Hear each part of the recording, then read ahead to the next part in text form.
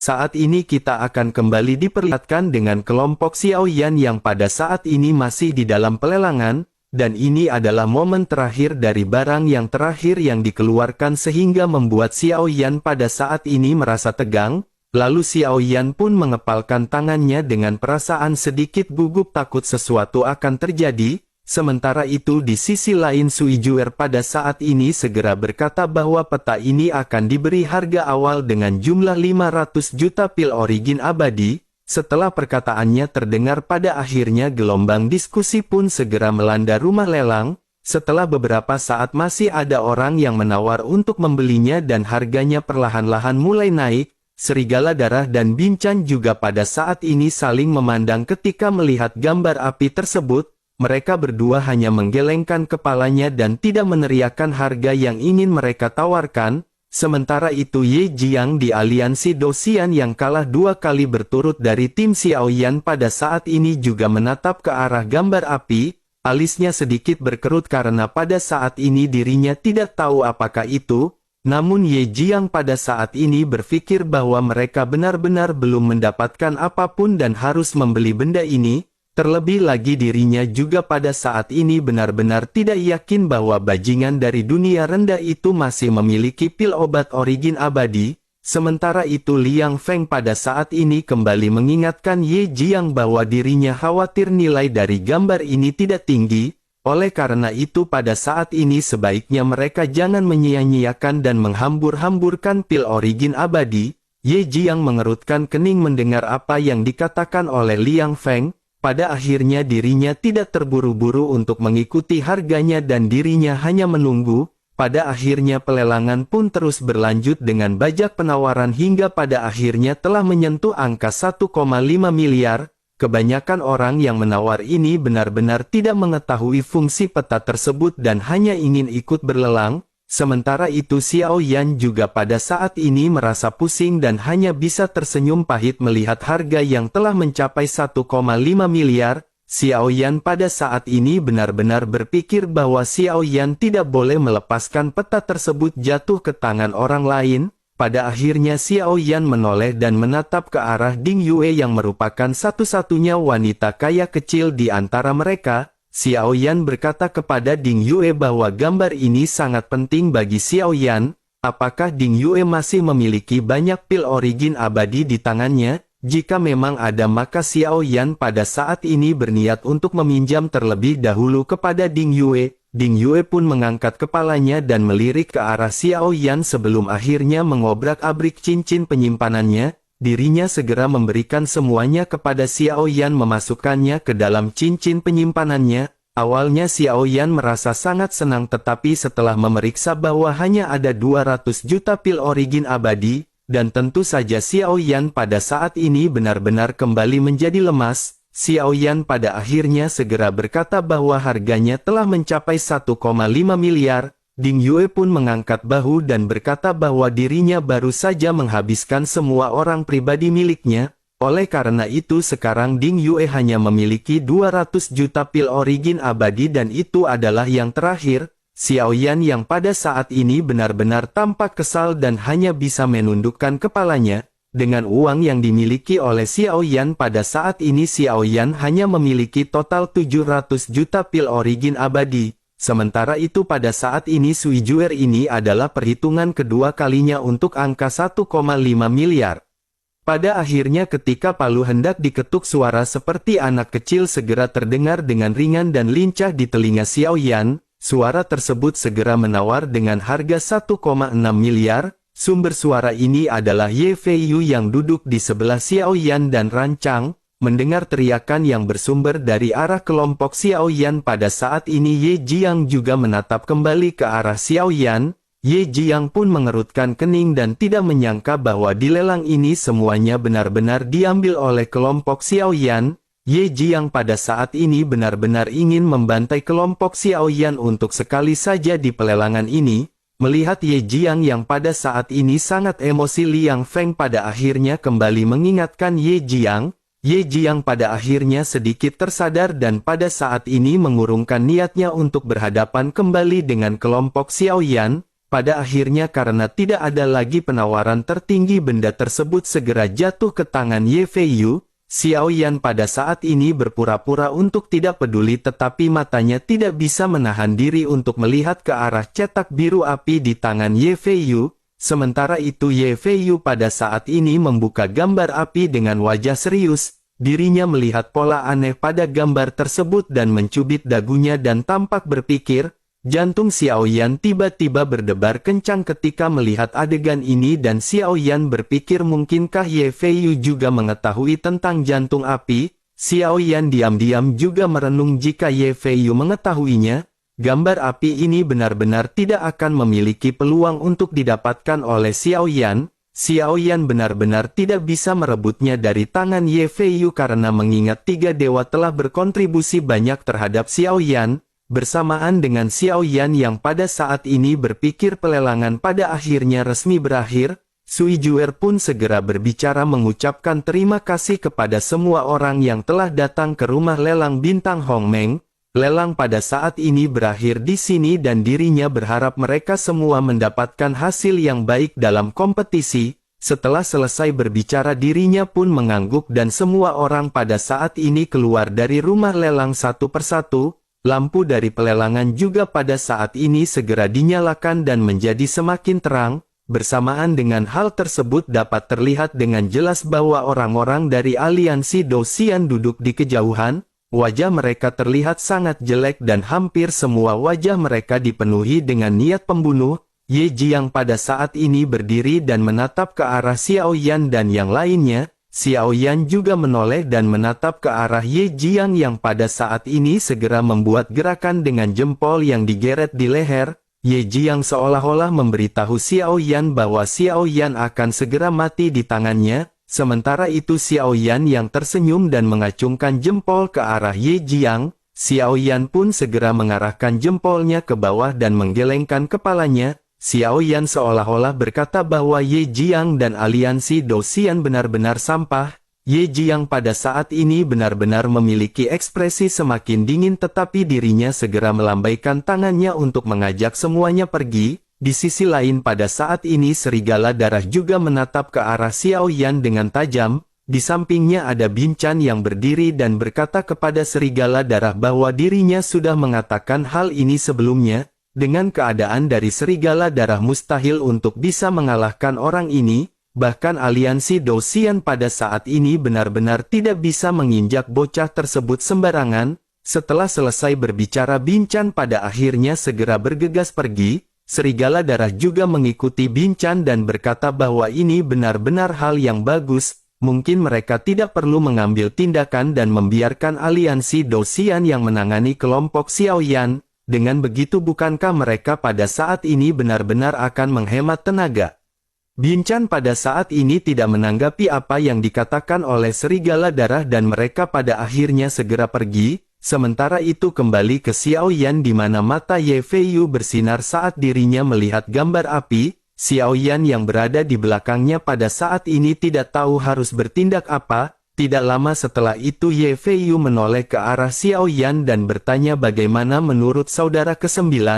Ekspresi Xiao Yan tiba-tiba menjadi bingung setelah ditanya oleh Ye Feiyu. Xiao Yan tidak bisa mengendalikan emosinya hingga pada akhirnya Xiao Yan hanya bisa tersenyum. Xiao Yan pun lanjut mengangguk berulang-ulang dan berkata bahwa itu adalah barang yang bagus. Mendengar hal tersebut Ye Feiyu pada saat ini segera melemparkan cetak biru api ini ke tangan Xiao Yan. Tentu saja Xiao Yan pun buru-buru menangkapnya seperti kentang panas. Xiao Yan panik sesaat sebelum akhirnya Xiao Yan segera membuka cetak biru itu dan seketika cetak biru tersebut berubah menjadi lautan api. Xiao Yan pada saat ini sepertinya melihat api yang tidak terhitung jumlahnya yang berkumpul bersama.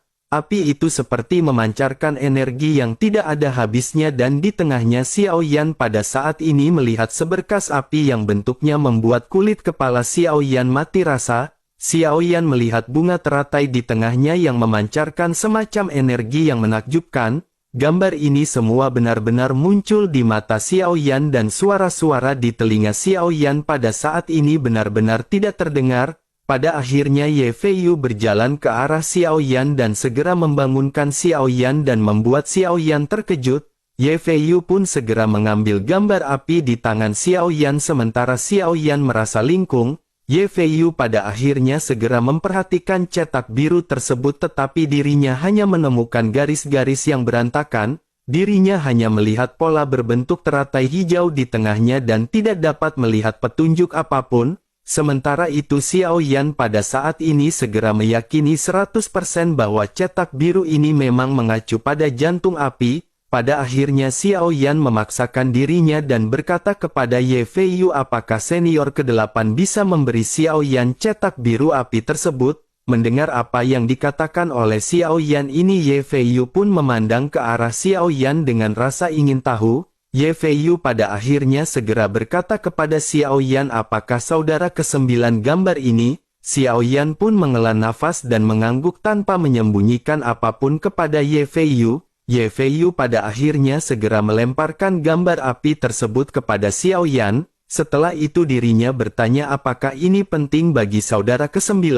Xiao Yan pun mengangguk dan Xiao Yan pada saat ini sudah memikirkan bagaimana menjelaskan gambar ini kepada Ye Feiyu. Namun tepat ketika Xiao Yan hendak berbicara Ye Feiyu pada saat ini segera melambaikan tangannya. Dirinya segera berkata jika begitu permasalahannya maka dirinya akan memberikannya kepada Xiao Yan. Anggap saja hal itu sebagai hadiah pertemuan dari kakak senior ke-8 ini. Mendengar hal tersebut Xiao Yan pada saat ini sedikit terkejut namun Xiao Yan juga seketika menemukan bahwa Ye Feiyu telah menghabiskan banyak uang untuk benda tersebut bukan karena Ye Feiyu memang mengetahuinya. Tampaknya Ye Feiyu telah melihat ekspresi gugup dan mendesak dari Xiao Yan sebelumnya. Ye Feiyu juga tentu saja mendengar Xiao Yan yang meminjam pil origin abadi kepada Ding Yue. Ye Feiyu tidak mengenali apa api ini dan dirinya benar-benar telah membelinya. Semua ini sepenuhnya dilakukan oleh Xiao Yan dan Xiao Yan pada saat ini benar-benar tertegun menatap ke arah Ye Feiyu. Xiao Yan pada akhirnya tiba-tiba juga merasakan bahwa kuil kuno sepertinya tidak memiliki niat untuk menyakiti Xiao Yan. Terlebih lagi kuil kuno ini benar-benar telah melindungi Xiao Yan selama berkali-kali. Sekarang kedua orang ini muncul dan sangat terbuka kepada Xiao Yan. Xiao Yan pada akhirnya tiba-tiba merasakan arus hangat yang melonjak di dalam hatinya. Xiao Yan pun segera berdiri dan menangkupkan tangannya kepada Ye Feiyu sambil mengucapkan terima kasih. Ye Feiyu pada saat ini hanya tersenyum manis mendengar Xiao Yan yang pada saat ini mengucapkan terima kasih. Sementara itu Xiao Yan pada saat ini segera menyingkirkan gambar api tersebut dan berniat melakukan penelitian setelah Xiao Yan kembali. Pada akhirnya semua orang pun segera meninggalkan rumah lelang dan ketika keluar Xiao Yan segera mengucapkan salam perpisahan kepada Ran Chang dan Ye Feiyu. Setelah itu Xiao Yan juga lanjut berbelanja karena pada saat ini sedang ada pameran di sana. Xiao Yan berniat untuk membeli bahan obat yang diperlukan oleh Lang Tian untuk pemurnian.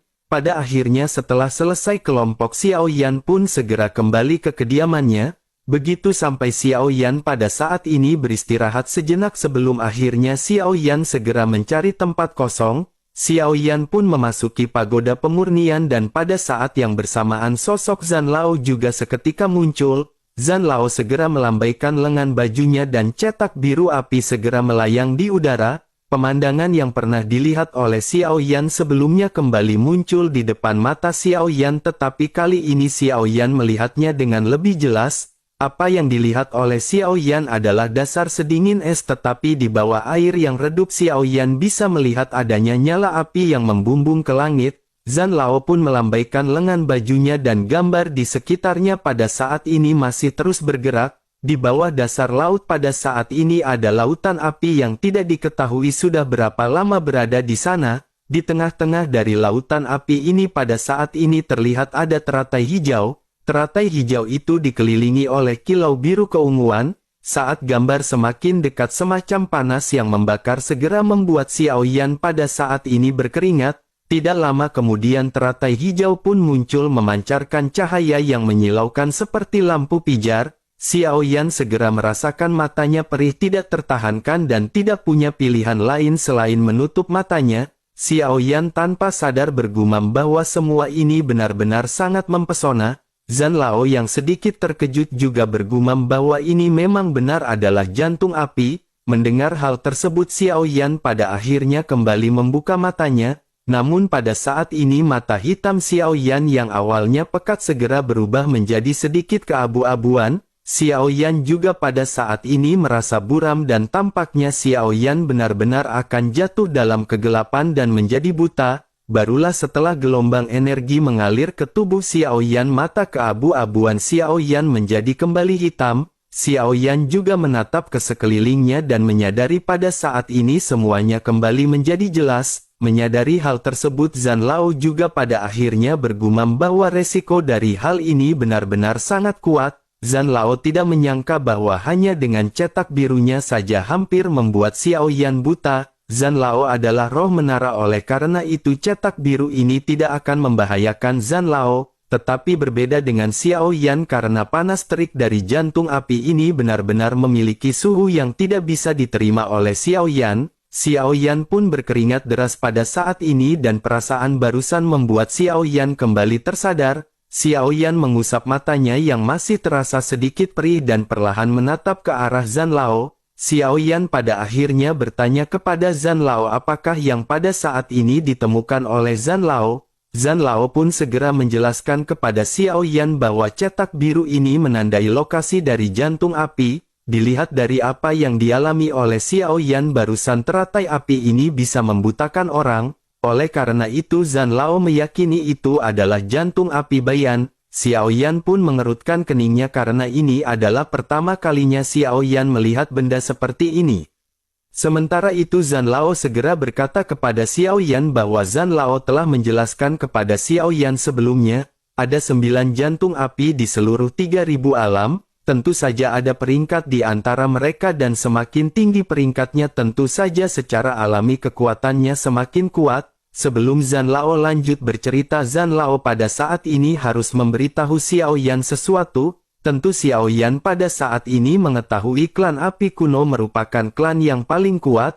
Alasan mengapa mereka bisa menjadi alam teratas adalah karena mereka memiliki jantung api peringkat keempat. Jantung api tersebut bernama Sensuo yang memiliki kekuatan penghancur yang tidak ada habisnya. Dikatakan kekuatan dari nyala api tersebut bahkan dapat membakar ketiadaan.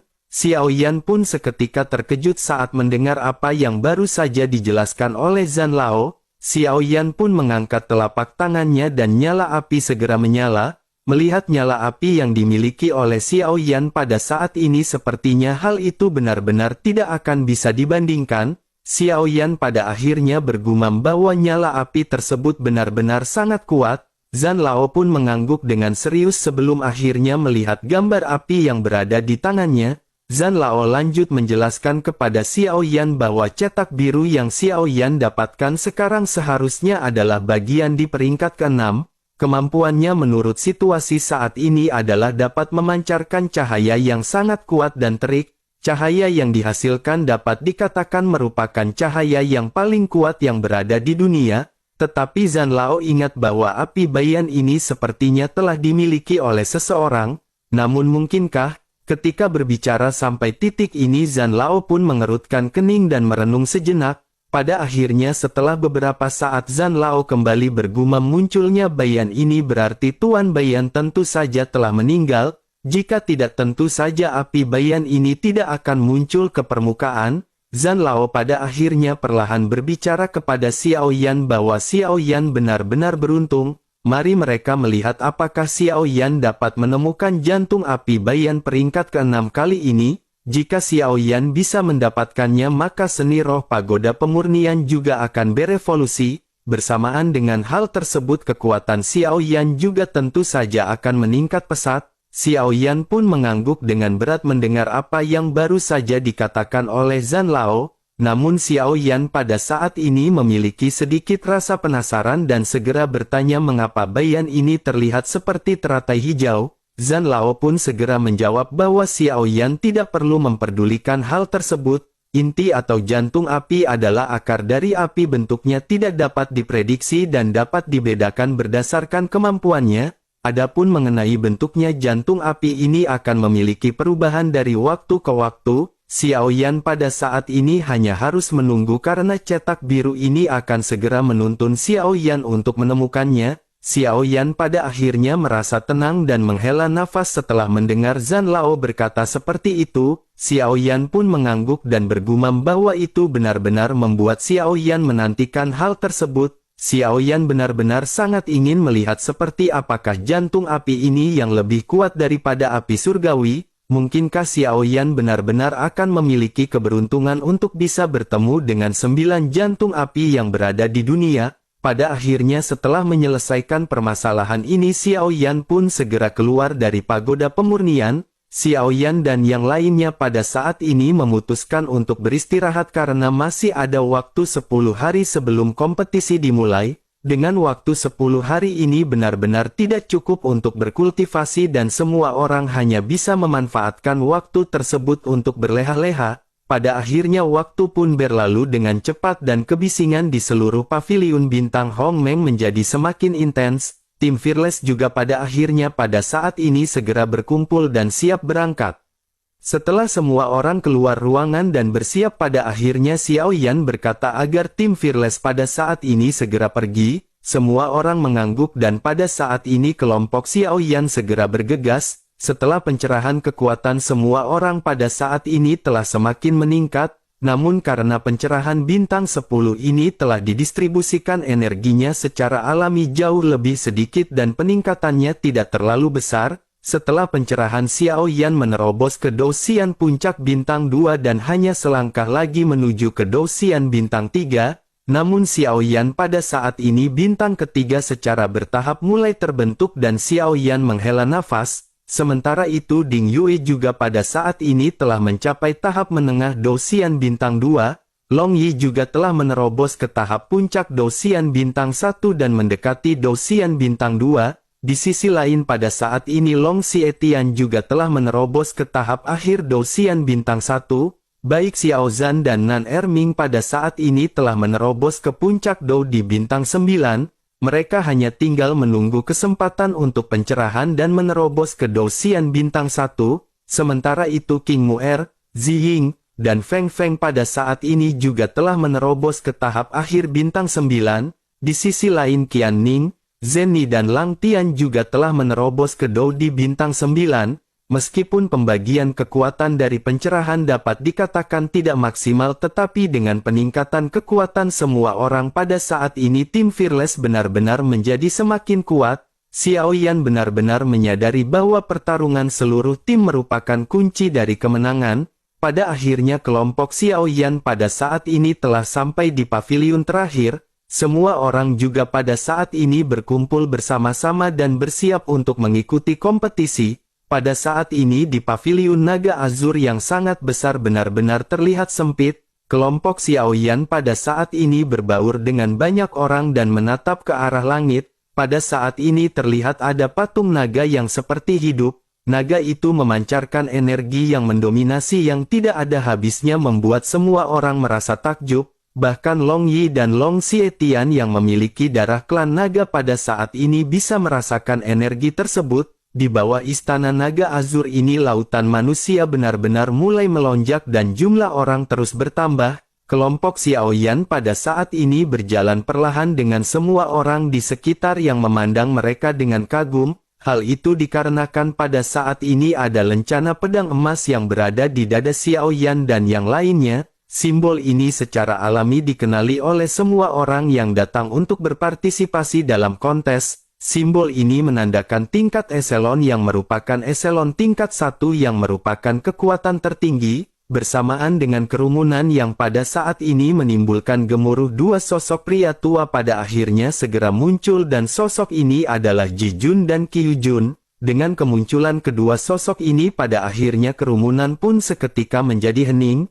Qiu Jun pada akhirnya segera berkata pertama-tama semua orang tentu saja telah mengetahui aturan yang ada, oleh karena itu dirinya tidak akan memperkenalkan lebih banyak mengenai aturan tersebut. Pada saat ini dirinya ingin mengundang tim eselon 1 terlebih dahulu. Setelah itu Qiu Jun pun melambaikan lengannya dan mengisyaratkan kepada tim eselon 1 untuk maju. pada akhirnya terjadi keributan di kerumunan dan beberapa sosok segera terbang menuju ke arah atas istana naga Azur. Xiao Yan melihat ke atas dan pada saat ini Xiao Yan menyadari ada ribuan orang yang berdiri di sana. Xiao Yan pada akhirnya segera menginjak tanah dan sosoknya perlahan terbang diikuti dengan kelompoknya. Begitu Xiao Yan melesat pada saat ini Xiao Yan menatap ke arah Ji Jun yang mengedipkan matanya pada Xiao Yan. Seolah-olah Ji Jun pada saat ini berkata bahwa dirinya sangat optimis tentang penampilan Xiao Yan. Keringat dingin pada akhirnya muncul di dahi Xiao Yan dan Xiao Yan pada akhirnya segera sampai di platform.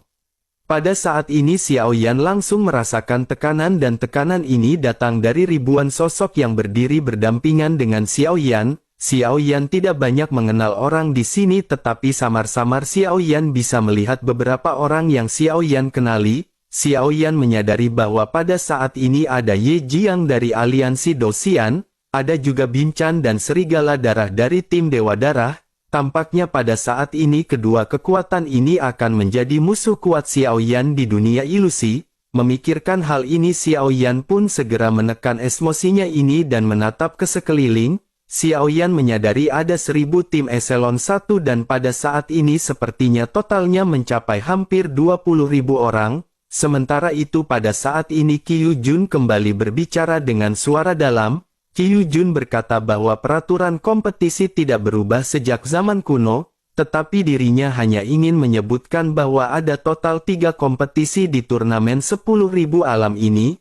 Ini adalah kompetisi pertama dan mereka harus masuk ke peringkat 5.000 teratas. Itu adalah syarat agar mereka memenuhi syarat untuk berpartisipasi dalam kompetisi kedua. Setelah selesai berbicara Qiu Jun tanpa basa-basi segera kembali melambaikan tangannya. Bersamaan dengan hal tersebut pada saat ini patung naga yang berada di atas juga mulai sedikit bergerak. Patung naga itu seketika meraung dan memancarkan cahaya yang seketika membentuk perisai. Setelah itu Qiu Jun pun memerintahkan semua tim eselon 1 untuk segera masuk ke dalam perisai. Bersamaan dengan hal tersebut pada akhirnya semua orang segera memasuki perisai satu demi satu. Xiao Yan pada saat ini tidak terburu-buru dan melihat lautan manusia yang mengalir ke dalam perisai cahaya. Xiao Yan masih tetap tenang dan menunggu dengan tenang dan pada saat yang bersamaan begitu pada saat ini volume orang di sini berkurang. Xiao Yan menyadari bahwa aliansi Dosian dan alam Dewa Darah juga masih belum bergerak.